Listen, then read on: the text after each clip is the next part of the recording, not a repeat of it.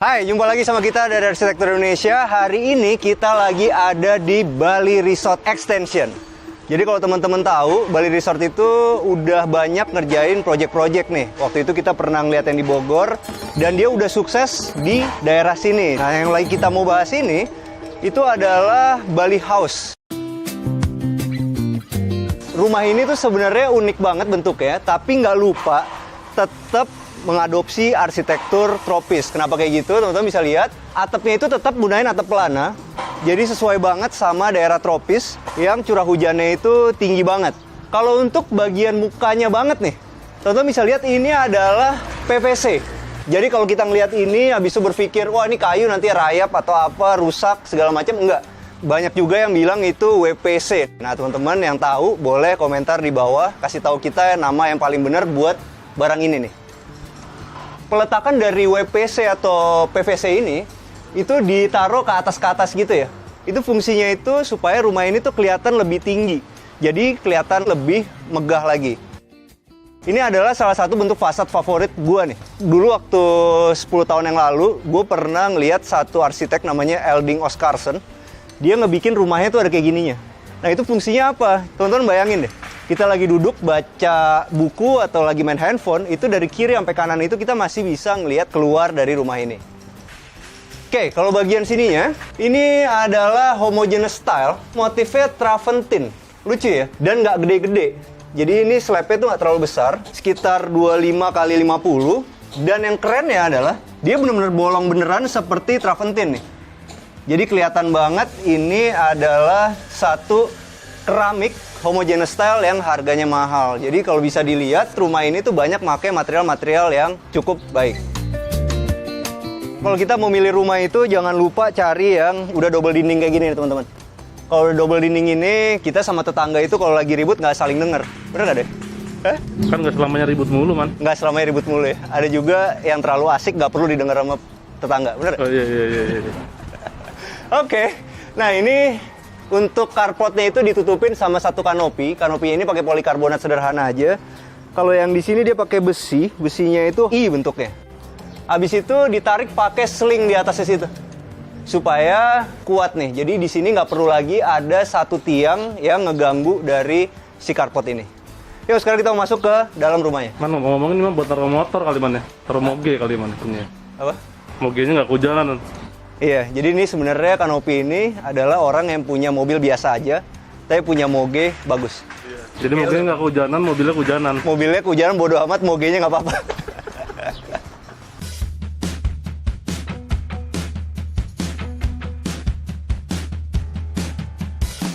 Nah, sekarang kita mau masuk ke dalam rumahnya. Begitu masuk, kita langsung ketemu sama ruang tamu nih. Dan ini bisa dipastiin banget adalah sofa yang custom. Karena ini bener-bener ngepas banget sama jaraknya nih. Nah, bagian belakang dari si sofa ini gunain kaca brown mirror yang udah ada bevelnya. Jadi kalau kita mau bikin rumah kita tuh kelihatan lebih luas, kan pasti pakai kaca. Cuman kalau mau bikin lebih menarik lagi, pakailah brown mirror. Kalau mau lebih mewah lagi, harus dikasih bevel kayak gini dan dibentuk polanya. Oke, begitu kita ke sebelah kanan ini, kita ketemu sama satu bidang nih. Satu bidang ini kelihatannya bagus-bagus aja, tapi sebenarnya ada rahasia di balik panel ini, yaitu apa? Di sini ada pintu-pintu kamuflasenya. Handle-nya lucu. Handle-nya tuh dipencet gini dulu, habis itu bisa ditarik begini, didorong. Dia bisa untuk jadi gudang nih. Nah, dan bentuknya itu keren. Jadi dia ada polanya, di sini sekitar 10 cm, di sini 10 cm, 10 cm, dikasih di sininya 1 cm, 1 cm-an begitu. Makin kelihatan kamuflasenya itu bagus gitu, jadi bener-bener nggak kelihatan, maksudnya gimana ngomongnya. Jadi kamuflasenya makin bagus gitu. Kalau di belakangnya ini, di belakang CCTV-nya itu dikasih HPL motif marmer. Karena kalau misalnya kita mau pakai marmer beneran kan pasti mahal. Tapi perpaduan antara kayu dan marmer itu sebenarnya bagus banget. Jadi sekarang bisa diakalin dengan cara kita pakai HPL motifnya white Carrara kayak gini yang dikasih LED di baliknya. Dan di sini yang menariknya lagi ada satu pintu kamuflase lagi. Dan ini gue suka banget handle-nya, ini mereknya Rafael. Tinggal dipencet sininya. Habis itu bisa didorong. Begitu kita masuk, kita langsung ketemu sama satu shower. Udah dilengkapin sama rain shower di depan begini. Dan ini dia udah gunain door closer model yang paling baru nih. Gue suka banget sih model door closer ini dibandingin door closer yang ada di sini. Kesannya lebih modern gitu. Nah, habis itu kita langsung ketemu wastafel ini dan di sebelah kanannya sini klosetnya. Dan ini walaupun ini jaraknya kecil, tapi sebenarnya masih enak untuk dipakai buang air. Jadi agak mentok sedikit walaupun gue di 185 gue masih ngerasa nyaman untuk buang air di sini. Cuma ada sayangnya teman-teman, gue paling gak suka ada satu shower langsung masuk dari pintu utamanya. Lebih bagus dia di sebelah sana. Karena di bagian sininya itu, walaupun di sininya adalah bagian yang pendek, tapi sebenarnya untuk gue yang tinggi 185 cm masih enak untuk mandi di sini. Jadi lebih baik di bagian situ, yang pertama kali masuk kita ketemu sama si kloset, baru ketemu wastafel, baru buat mandi di ujung sini. Karena ini masih ada space. Sekarang dari kamar mandi kita mau menuju ke sebelah sini. Dapurnya itu menurut gue keren ya, karena pemilihan warnanya sederhana, murah, tapi hasilnya itu bisa keren banget. Ini dia gunain HPL warna putih, cuma dia milihnya tuh yang warnanya doff, bukan yang kulit jeruk. Jadi kelihatannya tuh bener-bener kelihatan seperti duko. Dan ini pengerjaannya cukup rapi nih. Begitu kita buka ke dalam sini, emang di dalamnya cuma putih-putih aja, sederhana. Cuman bagian yang kelihatan di sini, dia gunain kayu warna coklat. Dia gunain solid surface, teman-teman. Solid surface-nya itu warna hitam. Dan yang kerennya dari solid surface itu apa? Dia tuh nggak ada sambungannya di sini, teman-teman. Jadi itu bisa mulus banget gitu. Jadi tanpa ada sambungan dan di bagian sininya tuh bisa bener-bener mulus banget. Itulah kelebihan dari solid surface. Cuma solid surface ada kekurangan ya. Kekurangannya adalah satu, mahal yang pasti. Yang kedua, dia tuh nggak tahan sama goresan. Jadi kita nggak boleh motong langsung di atas solid surface kayak gitu. Kalau kita mau motong di atas di marmer itu masih bisa dipoles kan, tapi kalau solid surface agak sulit. Pembagian dapurnya itu di sebelah kanan ini ada sinknya. Dari sinknya ini itu baru ada peredam yang di bawah, tapi udah cukup oke. Dan di sini dia gunain satu selang fleksibel gini supaya kita enak kalau lagi mau nyuci piring nih. Cuman ya itu selalu gue bilang kekurangannya adalah yang model kayak gini emang banyak banget model yang bagus-bagus, tapi ya itu dia, kalau yang model ditanam di meja kayak gini dia biasanya cepet oglek nih teman-teman. Dan ini dia gunain brown mirror di situ. Kalau kita punya satu dapur itu jangan lupa kita selalu siapin stop kontak di sini. Ini tuh ada 3, jadi pas banget, bisa untuk microwave, bisa ditaruh untuk rice cooker, dan satu lagi bisa untuk blender atau mesin kopi nih. Nah, kalau kita mau bentuknya agak unik, kita bisa juga bikin yang bentuknya seperti ini nih. Jadi dia nggak pure kotak-kotak aja. Cocok nih buat di rumah lo ya. Keren ya? Minumannya, bukan modelnya. Aduh, gila. Dan ini di sini ada 2 lampu nih teman-teman. 2 lampu ini gunain Edison Light. Dan ini cocok banget nih. Jadi karena ini bentuknya kotak, dia taruh 2 biji di sini bukan 1 biji supaya bentuknya mengotak begini. Dan ini, kalau teman-teman lihat di atasnya ini, plafonnya itu beda ya. Jadi kalau zaman dulu orang mau misahin ruang itu dia gunain partisi-partisi. Kalau zaman sekarang nggak usah kayak gitu, cukup bagian atasnya ini yang di bagian dapur dibedain. Jadi udah seakan-akan ruangan ini sama ruangan itu berbeda. Kalau kita bayangin di sini kita kasih partisi, yang terjadi adalah ruangan ini akan terlihat sempit. Oke, di bagian sininya masih ada satu taman kering. Jadi kalau kita beli rumah ini nggak usah khawatir sirkulasi udaranya, karena sirkulasi udaranya, cross ventilation-nya akan selalu baik. Oke, sekarang kita mau menuju ke satu kamar di sini. Ini adalah kamar tidur anaknya. Gue suka banget layoutnya karena begini teman-teman. Di bagian masuk ke sini itu langsung ketemu satu meja buat belajar. Layoutnya enak banget, cuma ini sayang modelnya kurang enak karena ini masih gampang ngejepit tangan kita tuh. Kayak gini. Lebih bagus ini dia maju ke depan, ininya lebih turun ke bawah dan ininya maju ke depan. Tapi oke, peletakannya enak banget. Di sini banyak banget tempat untuk naruh-naruh buku dan hiasan-hiasan. Dan kalau untuk bagian penyimpanannya dia ada di bawah sini. Dan kalau kita pencet di sini, ternyata di sini ada satu meja yang bisa digunain untuk makan atau sekedar laptopan nih. Lu bisa nggak keluar kamar lu. Enak banget men, pinter gua. Hah? Pinter gua, laptopan mulu. Jadi sebenarnya bikin lu pinter tuh gampang ya. Coba waktu itu ibu lu bikinin begini buat lu, sekarang hasilnya lu udah pinter banget. Gak gitu ya. Tapi beneran deh, ini sangat fungsional banget dan ini gunain hidrolik mereknya Huben. Yang seru dari rumah ini adalah semua kamarnya tuh ada jendelanya teman-teman. Dan di sini udah pakai Roman shade. Yuk, sekarang kita mau menuju ke lantai 2 rumah ini. Kalau biasanya kita bikin tangga itu supaya tahu step-stepnya itu kan harus ada step nosingnya, jadi ada perasa di kaki kita. Kalau di sini dia gunain step nosingnya lucu teman-teman. Jadi dia ngebedain pakai keramik kasar. Keramik kasar ini, kalau teman-teman lihat ini tuh halus banget ya.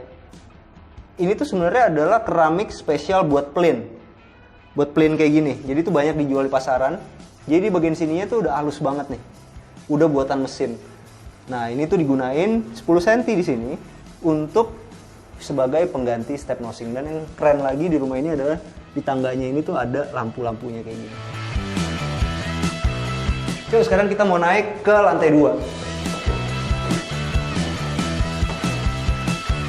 Begitu kita naik di lantai 2-nya itu kita ketemu sama 2 kamar nih.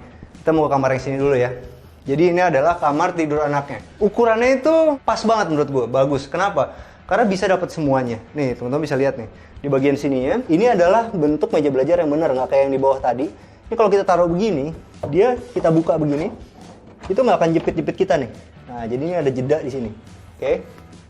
Dan di bagian sini masih dapat lemari. Jadi ini adalah kamar yang compact tapi punya penyimpanan yang banyak banget nih. Supaya nggak monoton, di bagian sini teman-teman bisa lihat nih. Ini bisa jadi inspirasi juga buat teman-teman. Jadi ini dikasih garis-garis gini, vertikal. Dan yang lucunya adalah setiap begini-beginiannya dikasih lampu LED dan bentuknya itu begini. Nah, jadi kalau teman-teman suka sama pola kayak gini, bisa pause video ini, habis itu nyontek untuk bikin polanya. Yuk, sekarang kita mau ke sini. Di kamar ini itu ada satu kamar mandinya. Nah, kamar mandinya cukup lengkap dan udah dikasih rain shower. Dan cara peletakannya juga unik, enak banget sih kalau menurut gue untuk kamar mandi. Begitu kita masuk, yang paling sering digunakan itu adalah wastafel. Jadi bisa buat langsung cuci tangan, langsung keluar lagi. Kalau yang benar-benar jarang dipakai kan adalah mandi, karena ini cuma sekali 2 kali dipakai sehari. Jadi dia diletakin di paling ujung. Dan yang kerennya adalah gini. Ketika ini dibuka, ya kan? Dia ngebukanya tuh ke sini, bukan ke sana. Kalau kita bukanya ke sana, ya kan? Orang bisa ngintip kita dari sana. Tapi kalau di sini, yang bisa ngintip kita adalah orang yang ada di dalam kamar ini. Nah, jadi masalah ngebuka jendela aja itu sebenarnya harus dipikir ketika kita ngebikin sebuah rumah. Cuma serem juga ya, Bro. Nah, Gue mandi nih, tiba-tiba gue ngeliat di situ. Wih, ada kamera. ekstrim banget. Yuk, sekarang kita mau menuju kamar berikutnya. Ini adalah kamar tidur utamanya.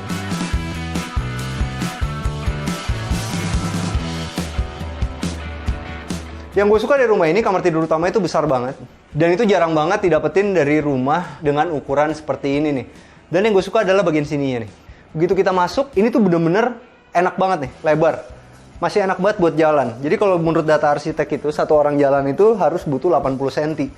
Dan ini dia bahkan lebih dari itu. Jadi ini enak banget untuk dipakai jalan kayak gini nih. Biasanya kalau kita beli rumah di developer itu selalu kecil kan?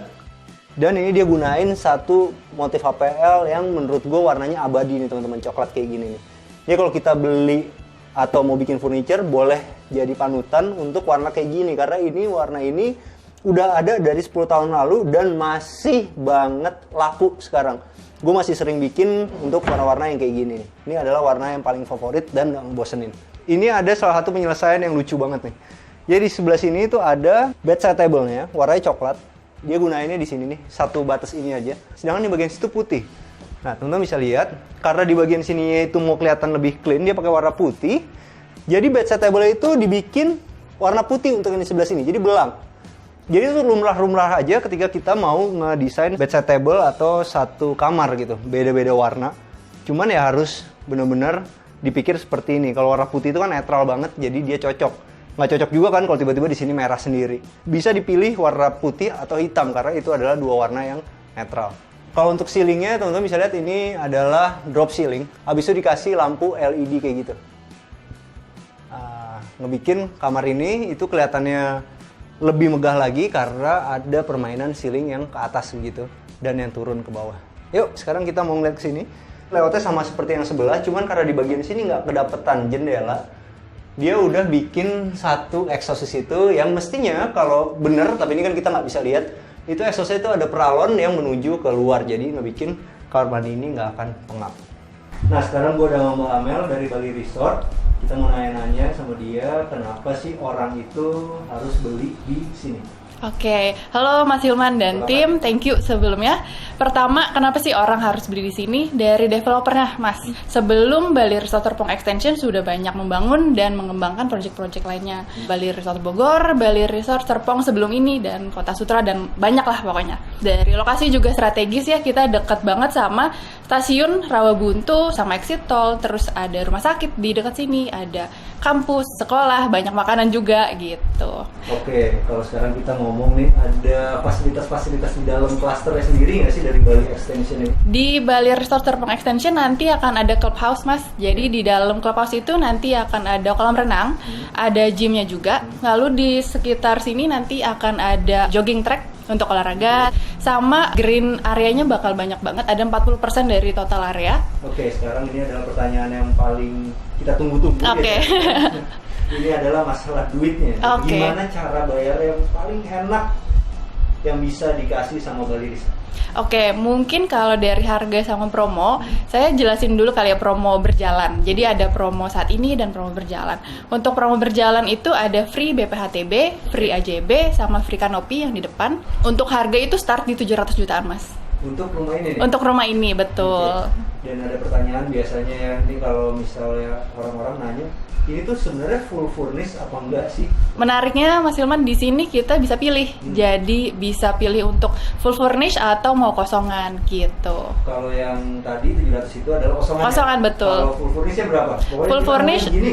oke. Gimana tuh? Kalau misalnya mau tahu untuk full furnishnya seperti apa, dapatnya apa aja, mending Bapak Ibu datang ke sini, terus nanti kita bisa obrolin. Kalau misalnya teman-teman pada berminat mau beli ke sini, bisa hubungin kemana ya? Bisa hubungin ke saya, nanti nomornya Ada akan di sini ada, ya? iya, di bawah sini.